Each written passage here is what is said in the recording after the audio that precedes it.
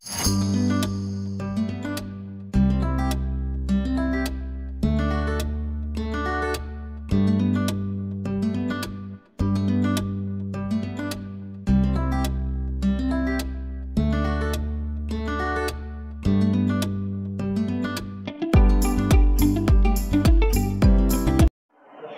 বন্ধুরা, extra time বাংলায় আপনাদের স্বাগত। আজ এক্সট্রা টাইম বাংলা আইপিএল খেলা দেখবে, কলকাতার নাইট রাইডার্সের হয়ে গলা ফাটাবে কোথায়? বারুইপুরের মালঞ্চতে জেনেসিস ফাউন্ডেশনে। স্লিপ সেটাই আসল চ্যাম্পিয়নের গ্রিপ। এসআরএমবি টিএনটি বারের উইন গ্রিপ টেকনোলজি সিমেন্টের সঙ্গে বানায় মজবুত গ্রিপ। সেলফি চাই না অটোগ্রাফ? কি আছে এখানে? এখানে নেশার কারণে সমাজের বাইরে চলে যাওয়া যে সমস্ত ছেলেরা অল্প বয়সে বিপথে চালিত হয়ে যায় নেশার কারণে, কেন কী কারণে তারা নেশাতুর হয়ে ওঠে, ভুল পথে চালিত হয়, ড্রাগ অ্যাডিক্টেড হয়, সেসব কাহিনী তোলা থাক। কিন্তু সেই ড্রাগের পথ থেকে সঠিক পথে নিয়ে আসছে যারা, তার নাম হচ্ছে জেনেসিস ফাউন্ডেশন।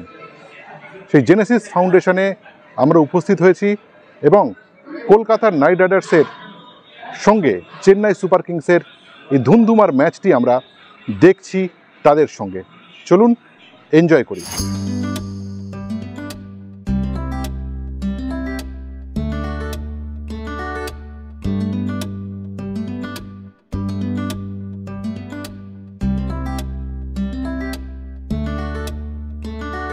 একটি কথা না বললে স্টোরিটি অসম্পূর্ণ থেকে যাবে।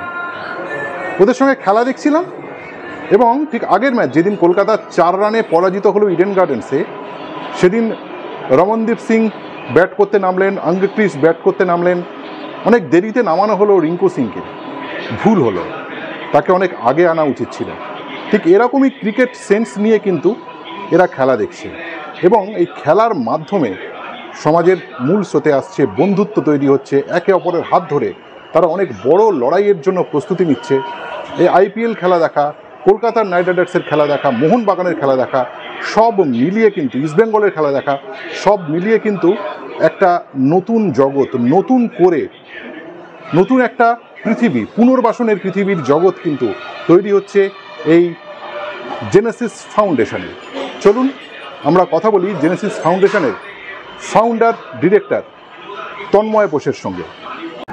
ড্রাগ মানুষকে বিপথে নিয়ে যায়, আর সেই বিপথে যাওয়া মানুষদেরকে সঠিক পথে নিয়ে আসেন যে মানুষটি, আমি তার সঙ্গে বসে রয়েছি, তন্ময় বোস। তার সেই বিখ্যাত জেনেসিস ফাউন্ডেশনে আমরা রয়েছি এবং আইপিএল ম্যাচ দেখছি। ধোনির সিএসকে ভার্সেস কলকাতার নাইট রাইডার্স এই মুহূর্তে খেলছে। যদিও তন্ময়দার গায়ে যে জামাটি রয়েছে সেটা চেন্নাই সুপার কিংসের জার্সির রং, কিন্তু এইখানে আবাসিক যারা রয়েছেন তারা সবাই কেকেআর সমর্থক। তন্ময়দা, আপনার আবাসিকের ছেলেরা কিভাবে এনজয় করছে আইপিএল ক্রিকেটকে, বিশেষ করে কেকেআরকে, একটু যদি বলেন। প্রচণ্ড এনজয় করছে, কারণ হচ্ছে যেদিনকে খেলা থাকে আমাদের অন্য সব সেশনগুলোকে আমরা অফ করে দিয়ে খেলা দেখাটা আমাদের মূল কাজ। কারণ হচ্ছে খেলাটাও একটা থেরাপি, খেলাধুলা করা এবং তাদেরকে পুনর্বাসনের মাধ্যমে যখন আমরা মূলস্রোতে ফেরাই, খেলাধুলাটা অনেক বেশি ইম্পর্টেন্ট। সেই জন্য আমাদের এখানে মাঠেও খেলাধুলা হয়, ছেলেরা খেলে এবং কেকেআরের ম্যাচ তো এরা ছাড়বে না। এখানে কেকেআরের সমর্থক সব থেকে বেশি, 2-1 আছে যারা চেন্নাই সুপার কিংস বা দিল্লি ক্যাপিটালের সাপোর্টার আছে বা রয়্যাল চ্যালেঞ্জ আছে, বাট 90% কেকেআরের সমর্থক, ইনক্লুডিং মি। দাদা, এখানে কতজন আবাসিক রয়েছেন? এখন আছে 38 জন। 38 জন। তাদের সবার থাকা খাওয়া সমস্ত কিছু এখানে? হ্যাঁ, এখানেই। এটা রেসিডেন্সিয়াল রিহ্যাবিলিটেশন সেন্টার। এখানে 6 মাস থেকে 1 বছর থাকতে হয়, 6 মাসটা মিনিমাম। এবং এখানে একটা স্পোর্টস একটা খুব ইম্পর্টেন্ট চরিত্র একদম। এবং এরা মোহনবাগান খেলাও একই রকম। হ্যাঁ, মোহনবাগানে খেলা দেখে, ইস্টবেঙ্গলে খেলা দেখে, আইএসএল এর যত ম্যাচ হয়েছে ম্যাক্সিমাম ম্যাচ দেখেছে। এরা তো কখনো একসঙ্গে বন্ধু ছিল না, কিন্তু এখানে শুধু নিশ্চয়ই বন্ধুত্ব তৈরি। হ্যাঁ, ডেফিনেটলি, কারণ এক ছাদের তলায় যদি 180 দিন একসাথে থাকে এবং তাদের মধ্যে শেয়ারিং হয়, আদান প্রদান হয়, কে কোথায় থাকে, বিভিন্ন প্রান্ত থেকে মানুষ এখানে এসছে, পশ্চিমবঙ্গ তথা ভারতবর্ষের বিভিন্ন জায়গা থেকে আছে, অন্যান্য ভাষাভাষীর মানুষও আছে। কোনো রকম এখানে কাস্ট কিড রিলিজিয়ান বা ল্যাক অফ রিলিজিয়ান নিয়ে চর্চা হয় না। এখানে একটাই ধর্ম, আমরা এরা সবাই অ্যাডিক্ট, এবং কিভাবে নেশামুক্ত থেকে সমাজের মূল স্রোতে ফিরে যাবে, এবং এই মূল স্রোতে ফেরাতে গিয়ে আমাদের এই সমস্ত থেরাপিগুলোকে অ্যাক্টিভেট করতে হয়েছে। খেলাধুলাটা তার মধ্যে সবথেকে বেশি প্রয়োজন, কারণ নেশা করলে তো আর খেলাধুলায় থাকা যায় না। তো সেই কারণে খেলাধুলার ইমপ্লিমেন্টেশনটা, খেলাধুলা দেখলে ওই সময় অন্য কোনো ভাবনা মাথার ভিতরে আসে না, তখন ওই খেলার দিকেই ফোকাস থাকে। তো সেইটা সবথেকে ইম্পর্টেন্ট থেরাপি আমাদের এই অর্গানাইজেশনে।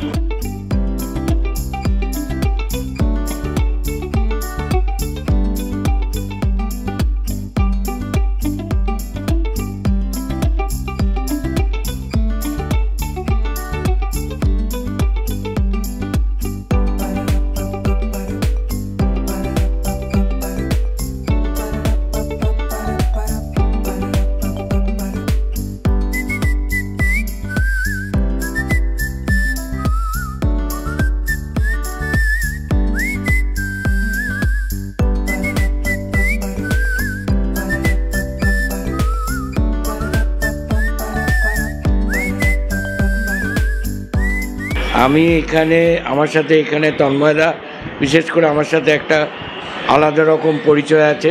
উনি আমাকে অনেক দিন যাবৎ দেখছেন, আমিও খেলাধুলা ভালোবাসি, তন্ময়দাও খেলাধুলা ভালোবাসে।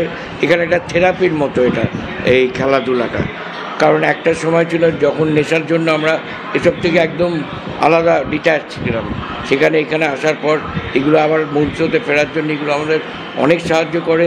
এগুলোর মাধ্যমে আমরা লোকের সাথে একটা কন্ট্যাক্টে আসতে পারছি, আমাদের সময়ের একটা মূল্য আছে, সেই মূল্যবোধটা আজকে বুঝতে পারছি, যেগুলো আমাদের মধ্যে একদম ছিল না।